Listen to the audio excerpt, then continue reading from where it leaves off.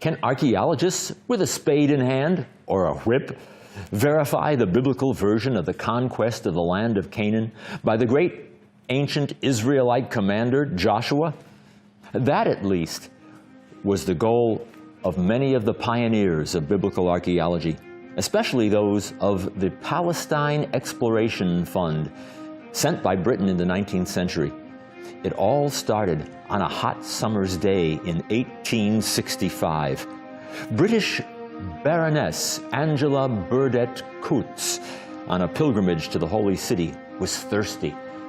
When Mahmoud, her guide, drew up a bucket of stinking water from a courtyard cistern, Coutts thought to herself, would Jesus have drunk such smelly water? And what about King David? When she returned to England, Coutts donated 500 pounds sterling to help establish the Palestine Exploration Fund. She convinced her friend and neighbor, Vicky, to be a sponsor of the new organization. Vicky, by the way, was none other than Queen Victoria. The goal of the PEF was to promote research into the archaeology and history, manners and customs, culture, topography, geology, and natural sciences of biblical Palestine and the Near East. Excavations in Palestine were already well underway by 1890, when eccentric British Egyptologist Sir William Flinders Petrie, under the auspices of the Palestine Exploration Fund, began excavating the site known as Tel El Hessi. The work of excavation at Tel El Hessi was the fruit of a permission which the Palestine Exploration Fund had long been endeavoring to obtain from the Turkish government. I left Egypt and arrived in Syria in March 1890. On going to Jerusalem, I found that the permission granted by the government had been delayed. I was thus detained for 3 weeks, during which time I carefully examined the remains at Jerusalem. Having at last obtained the permission, I went down to the village of Burer, the nearest inhabited place to my area of work. And after waiting for 10 days more, and at last the needful Turkish official arrived, and to watch the excavations and to take for the government all antiquities that might be found. I had, while waiting at Burer, gone over the district allotted to me and seen each of the ancient sites. Tel El Hessi, from its height and the pre-Greek style of its pottery, seemed to me to be a very promising site. And I settled on attacking it, although it was in the midst of the Bedouin and mostly cultivated. The Turkish official was here of use in doing all the communications with the innumerable Bedouin sheiks and visitors who came about, and so relieving me of much attention to them. I had 6 weeks of work there, including the whole of the month of Ramadan. when work is very difficult to the fasting and thirsty Muslims. But in that time, and without disturbing the crop, I succeeded in unraveling the history of the place and obtaining a long series of pottery, approximately dated. Petrie's work at Tel el-Hesi was perhaps even more pioneering than his exploration of the earlier Egyptian sites, because it was here that he first applied the principles of stratigraphic excavation and ceramic typology and seriation, or the sequential arrangement of the material. These methods of digging and organizing the ceramic material to form linear sequences through time, or chronologies, have become the backbone of modern archaeology worldwide. Rather than digging tunnels, large areas were cleared to expose entire strata. The site had been occupied from the pre-pottery Neolithic period to the Hellenistic period, though not continuously. The city reached a size of 25 acres in the early Bronze Age during the middle of the 3rd millennium BCE. It then fell into disuse until the later part of the 2nd millennium during the late Bronze Age, when it was rebuilt, staying in use for roughly 1,000 years. Petrie believed that Tel el-Hesi was the biblical site of Lachish, but alas, this hypothesis has been debunked. Israeli archaeologist and historical geographer Yochanan Aharoni instead identified the site with the Philistine city of Eglon. In any case, Petrie developed a relative sequence in the chronology of dating.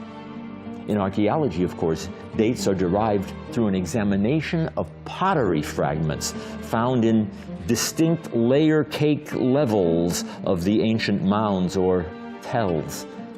Petrie found that each successive civilization contains distinct pottery.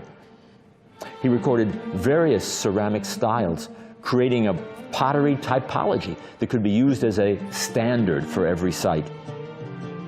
How do you know when a city was conquered? Well, find a burn layer, and you're looking at evidence of the city's destruction. Then look for remains of pottery by its shape and style, and you've got a date. In 1926, William Foxwell Albright, guiding light of the so-called Baltimore School, undertook, along with his disciples, the excavation of multiple ancient cities said to have been conquered by Joshua. At the site of Beth-El, he declared that he had reached a level of destruction consistent with the biblical account. He found a similar layer at Gibeah, noting the first strata from the time of the judges had been burned as described in the Bible.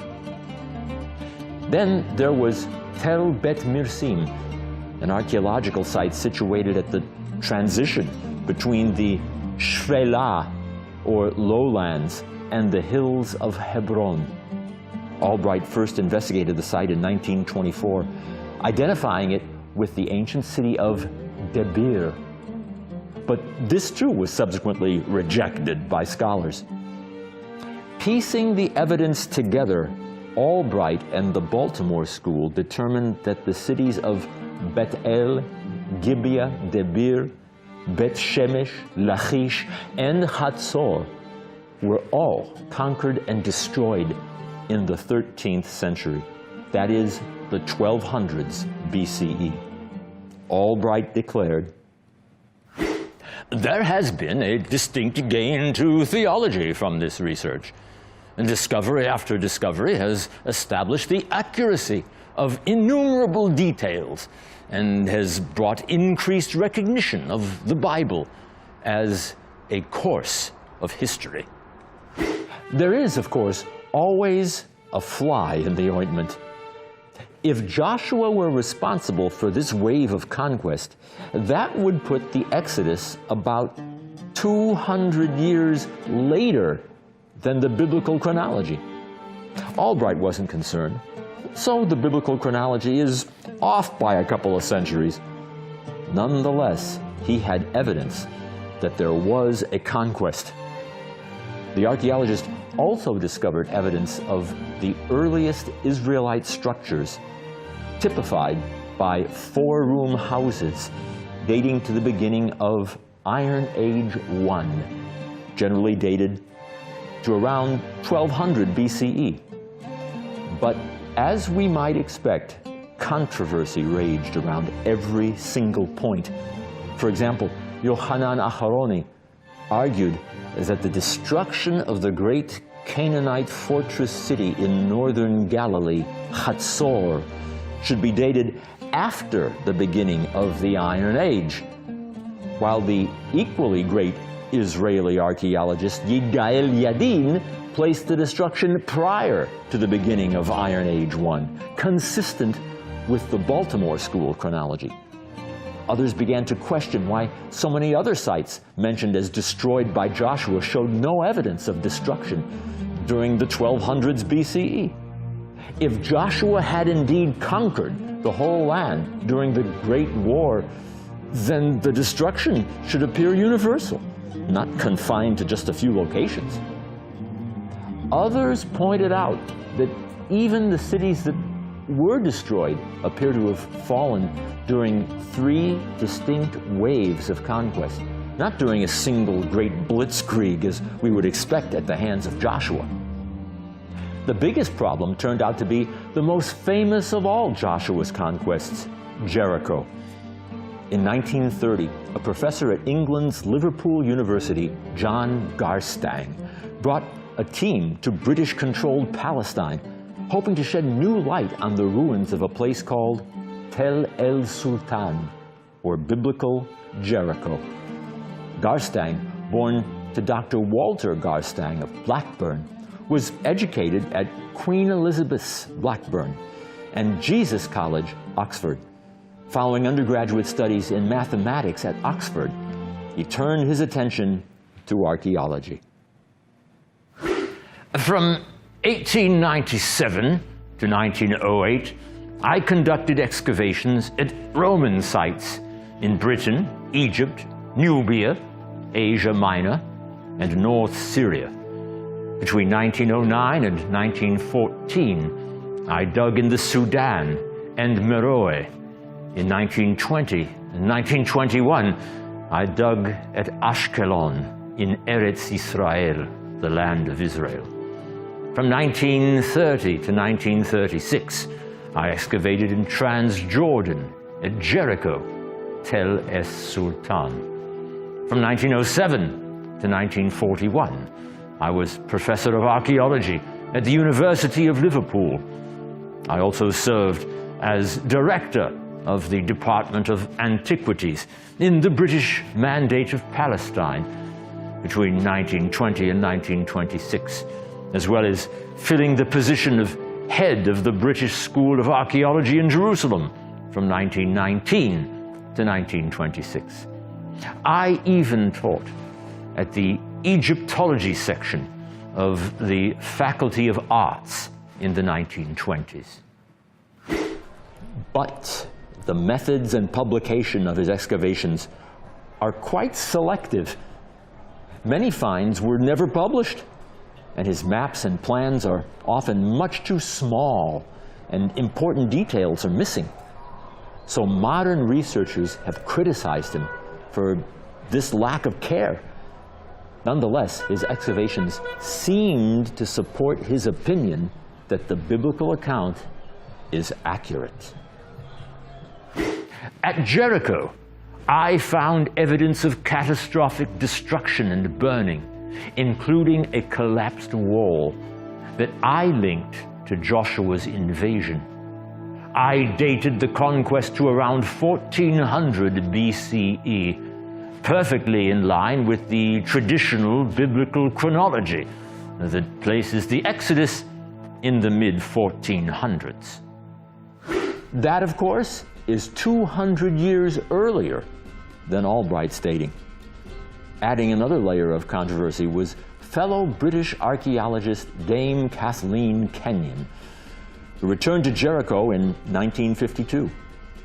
Kenyon was the eldest daughter of Sir Frederick Kenyon, the distinguished biblical scholar and later director of the British Museum. She read history at Somerville College in the University of Oxford, England, and later became the first female president of the Oxford University Archaeological Society. At the time, she was hoping to verify Garstang's findings with new technology, such as experimental radiocarbon dating. While she did find evidence of the same horrific destruction, the date she came up with shocked everyone. 1550 BCE, a full century and a half earlier than Garstang's date. In fact, she concluded that Jericho was completely uninhabited at 1400 BCE, the days of the Bible's chronology of Joshua. She commented, "The archaeological remains indicated that many of the cities said to have been conquered by Joshua were not in existence at the end of the Late Bronze Age, nor was there any major change in material culture. Were it not for the Old Testament, no invasion would have been expected at this time." But being a Christian, she didn't argue that the biblical account of Joshua's destruction of Jericho was fabricated out of whole cloth. Instead, she tried to explain her findings, suggesting, for example, that the famed walls of Jericho could have collapsed due to an earthquake, which seemed to have destroyed several of the earlier walls. She declared, it would have been very natural for the Israelites to have regarded such a visitation as divine intervention. She always believed that archaeology was needed to prove the historicity of the Bible. More importantly, that archaeology was needed to aid us in the interpretation of what she called the older parts of the Old Testament, which, from the nature of their sources, cannot be read as a straightforward record. But other scholars were much more inclined to dismiss the account of the fall of Jericho as so much folklore. The term is etiology, noticing a long abandoned ruin and then contriving a story to explain it. Nevertheless, advocates of the Bible as genuine history weren't quite ready to give up. Archaeologist Bryant Wood, for example, noticed that Kenyon hadn't actually examined Canaanite pottery found at the site. Instead, she based her conclusions on the absence of imported pottery that might have been expected in the Late Bronze Age. Garstang's pottery, by contrast, did in fact check out to be from the Late Bronze Age, dating precisely to 1400 BCE.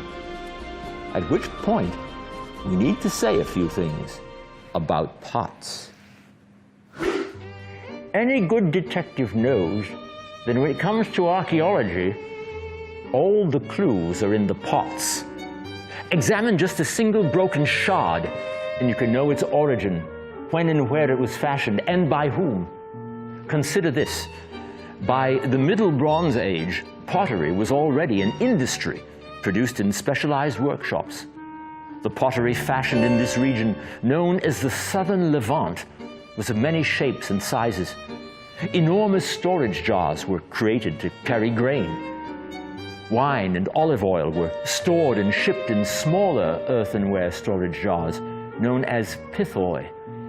Other forms included miniature juglets, chalices, lentoid-shaped pilgrim flasks, broad open bowls, cooking pots, and strainers for beer and wine. After a vessel was shaped on the wheel, it would be set aside and allowed to dry to a leather-hard consistency. At that point, incised decorations, as well as handles or spouts, could be added. A slip of cream-colored or reddish-brown clay was often added to help waterproof the vessel and make it more attractive. Painted decoration in simple lines or geometric designs was the next touch. And the surface of some vessels was burnished to a lustrous sheen by rubbing the exterior with a hard, smooth object.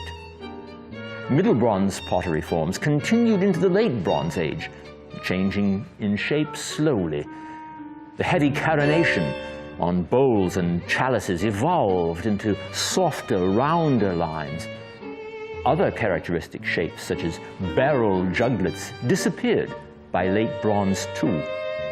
New forms appeared instead, including imitations of imported vessels. Imports from Syria and the Aegean represent a definable clue when it comes to late Bronze Age ceramics. Syrian flasks became common by the end of late Bronze I and were imitated during late Bronze II. The same is true for so-called bilbil juglets. These are the most recognized vessels of Cyprus. Some of them, if turned upside down, resemble an opium poppy, capsule in shape. Opium? Interesting.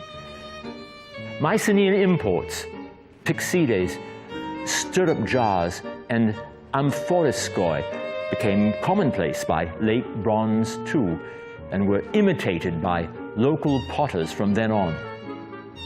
Bear in mind, it was the lack of such imports that Kathleen Kenyon based her conclusions on, and that may have been her greatest mistake as an archaeological detective. The nature of imported goods in Aegean vessels is still open to some discussion, and some scholars have speculated that diluted opium was particularly imported in bilbils. And speaking of opium, we might want to address the charge that our friend Sherlock was a bit of a drug addict. As for myself, I must underscore that I never took opium in any of the stories written about me. I did take a 7% solution of cocaine from time to time, but the only time I ever took morphine was when I received a serious injury requiring stitches. In short, the only thing I have had an addiction to is solving crime, or in this case, archaeological puzzles. Returning to Jericho, there's some additional evidence we would do well to consider. Bear in mind, the previous excavations of Garstang and Kenyon had unearthed storage jars full of grain, evidence that the siege had occurred soon after the spring harvest. According to a detail in the biblical account, an inhabitant of the city named Rahab sheltered 2 Israelite spies on her roof under the flax, which was up there drying just after the harvest. It's telltale evidence that Joshua's invasion would indeed have taken place in the spring. Moreover, since the jars were full, it's clear that the siege was very short, consistent with the biblical account of just 7 days. As for the fallen walls, both Garstang and Kenyon noted that the entire Jordan River Rift Valley is seismic, and that earthquake activity is not uncommon. For his part, Bryant Wood observed that one area of the wall, which, unlike Kenyon, he dated to around 1400 BCE, had not collapsed. This is again consistent with the biblical record, indicating that the house of Rahab, literally built into the casemate wall, was spared by the Israelites. Furthermore, the Bible records that after its conquest, the entire city was burned. While Kenyon dated the destruction 150 years earlier, she nonetheless pointed out the remains of the fire. This red and white streak is the remains of a tremendous fire so fierce that the 10-foot thick walls were burnt through and through. But just when the tide might be turning in favor of the biblical account, new data came in. The actual remains of the grain in the jars was carbon dated. The results? Not 1400 BCE, but indeed 1550 BCE, just as Kenyon had asserted. There was, we should point out, an error factor of up to 110 years, but that still wouldn't be enough. Nevertheless, carbon dating has been shown to be off before, and it just might come down to which science you trust: carbon-14 or archaeology. After thousands of years, it looks like the battle for Jericho isn't over yet.